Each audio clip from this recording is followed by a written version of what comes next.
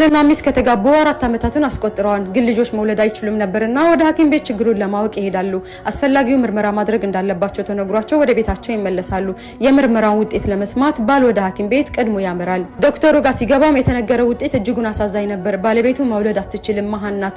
ባል የሰማውን ዋጥ በማድረግ አላህን ያመሰግናል። ለዶክተሩም እንዲህ ይለዋል፣ ባለቤቴን ይዤ እመጣለሁ፣ ግን ስትመጣ መውለድ እንደማትችል አትንገራት፣ ይልቁንስ እኔ መውለድ እንደማልችል አሳውቃት በማለት ለምኖ ያሳምነዋል። ዶክተሩም ባል ያለውን እሺ በማለት ለሚስት ባለቤቷ መውለድ እንደማይችልና ተስፋቸው አንድ አላህ ብቻን መማጸን ነው ሲልም ከምክሩ ጋር ውጤቱን ያሳውቃታል። ብዙም አልቆዩም ወሬ ባልና ሚስት ቤተሰቦች ዘንድ ይሰራጫል። በዚህ መልኩ ለ5 ዓመታት ያህል ከኖሩ በኋላ ሚስት ለባል ከዛሬ ጀምሮ ከሱ ጋር መኖር እንደማትችልና ዘር ፍሬዋን ልጆቿን ወልዳ ማየት እንደምትፈልግ ትነግረዋለች። ባልን በጣም ሀዘን እየተሰማው ይህ የአላህ ውሳኔ ነው፣ እባክሽን በአላህ ላይ ያለሽ ተስፋ የጠነከረ ይሁን በማለት ነገሩን ለማርገብ ይሞክራል። እሷም ጥሩ ይህንን ዓመት እታገሳለሁ፣ ከዛ በኋላ ግን ከኔ ጋር ትቆያለች ብለህ እንዳታስብ ትለዋለች። እሱም በአላህ ላይ ተስፋውን አስጠግቶ ይስማማል። ሱብሃንአላህ የአላህ ውሳኔ ሆኖ በዛው ዓመት ሚስት በኩላሊት በሽታ ትጠቃለች። ሐኪሞቹም ግዴታ ኩላሊቷ መቀየር እንዳለበትና ካልሆነ ነገሮች ሊከብዱ እንደሚችሉም ይነግሯታል። ሚስትም ይህንን ስትሰማ ወቀሳዋን በባል ላይ አጠናክራ ቀጠለች። ሰበቡ አንተ ነህ፣ ፍትሃዊ ኑሮ ልኖርበት ስልህ እምቢ ብለህ ብዙ ወቀሰችው። በዚህ ወቅት ባል ባለቤቱን አስፈቅዶ ኩላሊት በፈቃደኝነት ለባለቤቱ የሚሰጥ ሰው ለማፈላለግ ከሀገር ውጭ እንደሚሳፈር ይነግራትና ተሰናብቶ ከሆስፒታሉ ይወጣል። ብዙም አልቆየም፣ ከሳምንት በኋላ ይደውላል። አልሐምዱሊላህ ኩላሊት የሚሰጥ ሰው አግኝቻለሁ አብሽሪ በማለት ያበስራታል። አንድ የአረብ ሀገር ተወላጅ ወጣት ያለችበት ሆስፒታል ድረስ መጥቶ ኩላሊት ሊሰጣት ፈቃደኛ መሆኑን ይነግራታል። ቤተሰቡ ሁሉ ተደስቶ ዱዓው ዘነበበት። ለነገሩ ኩላሊቱን የሚሰጠው በእርግጥም ባል እንጂ ይህ ወጣት አልነበረም። ሚስትና ቤተሰብ እንዳያውቁ የተጠቀመው ዘዴ ነበር። ባል አስፈላጊውን የቀዶ ጥገና ከተደረገለት በኋላ ኩላሊቱን ለሚስት ይሰጥና የኩላሊት ዝውውሩ በተሳካ መልኩ ይጠናቀቃል። አልሐምዱሊላህ ሚስትም ሙሉ ለሙሉ ጤንነቷ ተመልሶላታል። መቼም ይህንን ከፍተኛ ክፍያ የከፈለን ባል ድካምና በአላህ ላይ ያለውን ተወኩልና ኢማን ብሎም ተስፋ አላህ በከንቱ አይተወውም አይደል? ብዙም አልቆዩ ሚስት የመጀመሪያ ልጇን መጸነሷን አወቀች። አላሁ አክበር! በ9ኛ ወር የመጀመሪያ ልጅ ተወለደ። ቤተሰብ ሁሉ በደስታ ተዋጠ። ይህን ሁሉ የቀን ውሎውን መዝገብ ላይ ከማስፈር ባል አልተዘናጋም ነበር። በዚህ ሁኔታ ላይ ሳሉ አንድ ቀን በቤት ውስጥ ካለ ጠረጴዛ ላይ ይህንን መዝገብ ረስቶ ጥሎት ከቤት ይወጣል። ሚስትም አንስታ ማንበብ ትጀምራለች። ያኔ ነበር እውነታውን ሁሉ ያወቀችው። በለቅሶ ተዋጠች። ወዲያውኑ ባልጋ ደውላ ተንሰቅስቃ እውነታውን እንዳወቀች አስረዳችው።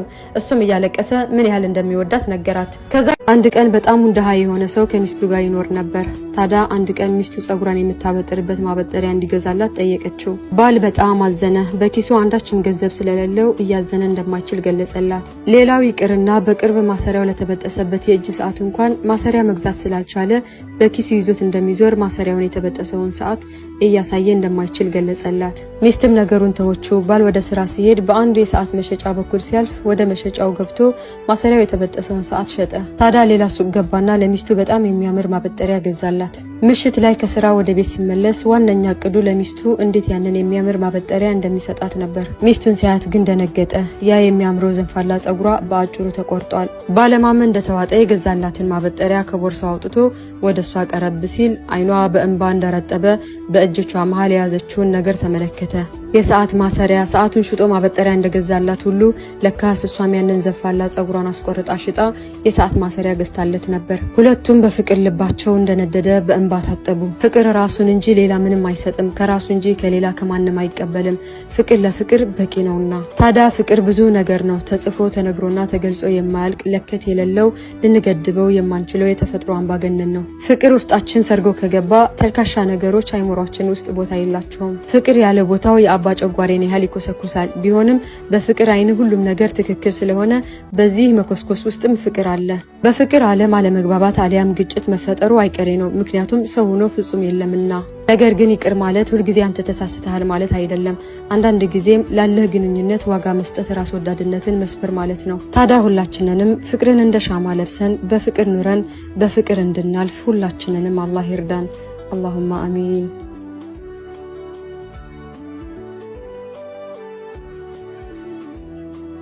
አንድ ወጣት በአንዱ ቀን ውሃ ጠምቶት ወደ አንድ ቤት ተጠጋና በሩን አንኳኳ። ከዛም ጸጉሯ ረዘም ጥርሶቿ የሚያምሩ ትንሽዬ ልጅ በሩን ከፈተችለት። እናም እባክሽን የምጠጣው ውሃ ስጭኝ አላት። ልጅቷን በወጣቱ ሁኔታ አዝና ወተት አመጣችለት።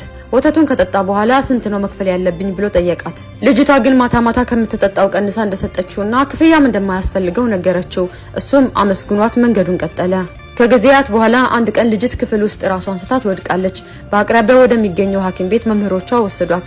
ሐኪም ቤቱም የልጅቱ ሁኔታ ከአቅማቸው በላይ ስለነበር ከፍ ወዳለ ከተማ ውስጥ ወደሚገኘው ትልቅ ሆስፒታል በፍጥነት ወሰዷትና ሕክምና ተደረገላት። እናም ልጅቷ ራሷን ስታውቅ ራሷን የከተማው ትልቅ ሆስፒታል ውስጥ ተኝታ አገኘች። ጤናዋ በፍጥነት ከቀን ወደ ቀን ለውጥ በማሳየቱ ሆስፒታል መቆየቷ ጥቅም ስለሌለው ሐኪሞቹ ወደ ቤቷ እንድትመለስ ወሰኑ። ይሄኔ ልጅትና የልጅቷ ቤተሰቦች የክፍያው ነገር እንዴት እንደሚወጡ ሐሳብ ገባቸው። ክፍያው ስንት እንደሆነ ሲጠይቁ እንዲህ የሚል ወረቀት ተሰጣቸው። ከረጅም ዓመታት በፊት ለውሃ ጥም ተብሎ በተሰጠ በአንድ ብርጭቆ ወተት ሂሳብ ተጣጥቷል ይላል። አያችሁ አይደል? ውሃ ለመናት፣ ወተት ሰጠችው። በክፍያ እንዲያክማት ብትጠይቀውም በነፃ ዳናት። ይህ ነው ለሰዎች መኖር ማለት። ምንም ያክል ጊዜ ቢቆይም መልካምነት መልሶ ለራስ ይከፍላል። አላህ ሁላችንንም ውለታን መላሽ መልካም የምንሰራ ባሪያዎች ያድርገን። اللهم آمين። በአንድ ወቅት አንድ ፈጣሪ የሰጠውን ጸጋ መስግኖ የማያውቅ ስስታም ነጋዴ ነበር። ከእለታት አንድ ቀን ለንግድ ስራ ከሄደበት ገበያ ወደ ቤቱ ሲመለስ 100 የወርቅ ሳንቲም ይጠፋበታል። ነጋዴውም 100 የወርቅ ሳንቲም ያገኘ ካለ ወረታውን ከፋይለኝ እያለ ቢለፈልፍም ሊያገኝ አልቻለም። ታዲያ አንድ ቀን ተስፋ ቆርጦ ቤቱ ቁጭ ብሎ ያለ አንድ ልብሱ የቆሸሸ ገጽታው የተጎሳቆለ ሰውዬ የነጋዴውን ቤት ተንኳኳ። በር ተከፍቶ ወደ ሳሎን ቤት ሲዘልቅ እንግዳው ሰውዬ የመጣበትን ጉዳይ እንዲህ ሲል አስረዳ። ጌታዬ 100 የወርቅ ሳንቲም መንገድ ላይ አግኝቼ ነበር። ባለቤቱም እርስዎ እንደሆኑ ነው የተነገረኝ። ምንም የዕለት ጉርሻ የሌለኝ ድሃ በሆንም የሰው ንብረት ግን አልመኝም። ስለሆነም የወርቅ ሳንቲሙን ይዤልዎት መጥቻለሁ አለ። የሚሰጠው ጉርሻ ምን ሊሆን እንደሚችል በልቡ እያሰበ። ነጋዴው ይህንን ሲሰማ በአንድ የፊቱ ተለወጠ። አንተ እንዳልከው 100 የወርቅ ሳንቲም ብቻ አይደለም የጠፋብኝ፣ በአጠቃላይ የጠፋብኝ የወርቅ ሳንቲም መጠን 125 ነው አለው። ስለዚህ 25ቱን የወርቅ ሳንቲም አስቀርተህብኛል። አሁን ሌላ ጣጣ ሳይከተልህ 25ቱን ሳንቲም መልስልኝ ሲል አስፈራራው። ምስኪኑ ሰውዬ ከቅንነት ተነሳስቶ ያደረገው ነገር ያላሰበው ጣጣ ስላመጣበት እጅግ ተጨነቀ።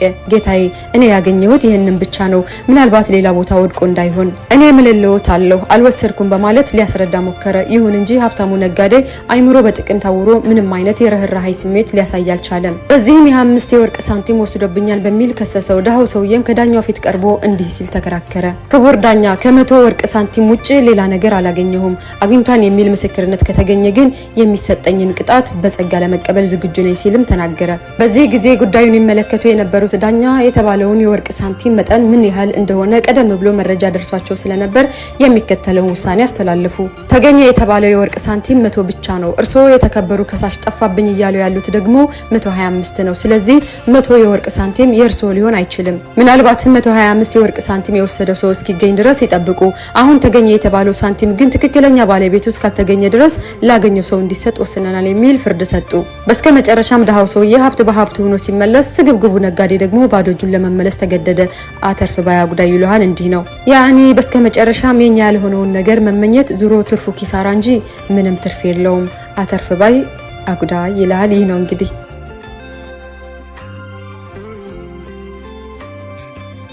አንድ ሰውዬ ቤቱን ሽጦ የተሻለ ቤትን ለመግዛት ያስባል። ታዲያ በንግድ ማስታወቂያ ስራው በጣም ወደሚታወቀው ጓደኛው ጋር በመሄድ ቤቱን ሽጦ የተሻለ ቤትን ለመግዛት እንዳሰበ ይነግረዋል።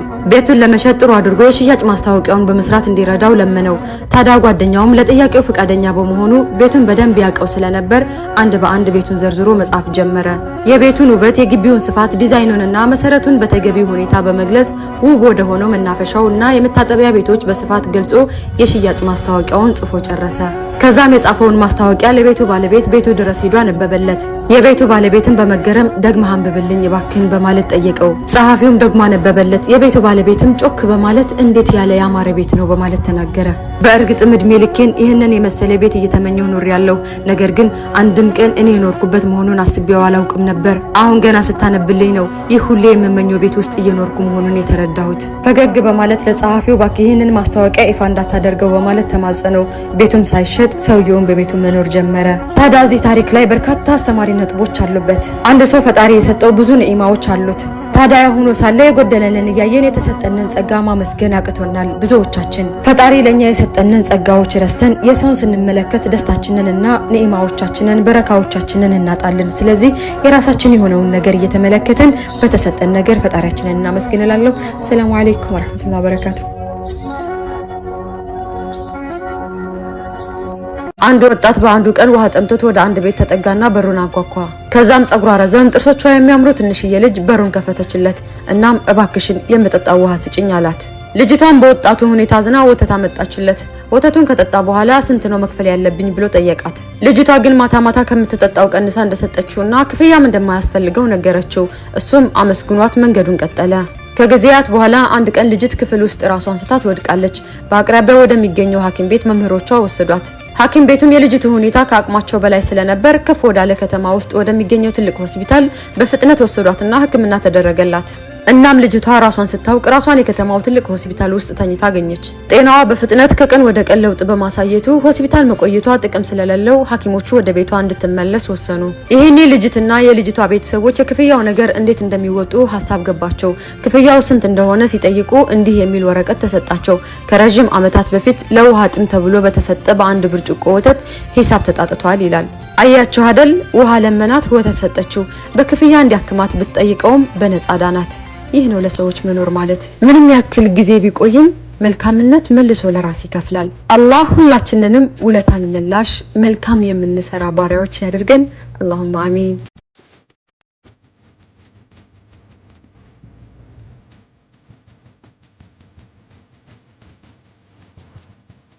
ቀን በጣም ደሃ የሆነ ሰው ከሚስቱ ጋር ይኖር ነበር። ታዲያ አንድ ቀን ሚስቱ ጸጉሯን የምታበጥርበት ማበጠሪያ እንዲገዛላት ጠየቀችው። ባል በጣም አዘነ። በኪሱ አንዳችም ገንዘብ ስለሌለው እያዘነ እንደማይችል ገለጸላት። ሌላው ይቅርና በቅርብ ማሰሪያው ለተበጠሰበት የእጅ ሰዓት እንኳን ማሰሪያ መግዛት ስላልቻለ በኪሱ ይዞት እንደሚዞር ማሰሪያውን የተበጠሰውን ሰዓት እያሳየ እንደማይችል ገለጸላት። ሚስትም ነገሩን ተወችው። ባል ወደ ስራ ሲሄድ በአንዱ የሰዓት መሸጫ በኩል ሲያልፍ ወደ መሸጫው ገብቶ ማሰሪያው የተበጠሰውን ሰዓት ሸጠ። ታዲያ ሌላ ሱቅ ገባና ለሚስቱ በጣም የሚያምር ማበጠሪያ ገዛላት። ምሽት ላይ ከስራ ወደ ቤት ሲመለስ ዋነኛ እቅዱ ለሚስቱ እንዴት ያንን የሚያምር ማበጠሪያ እንደሚሰጣት ነበር። ሚስቱን ሲያያት ግን ደነገጠ።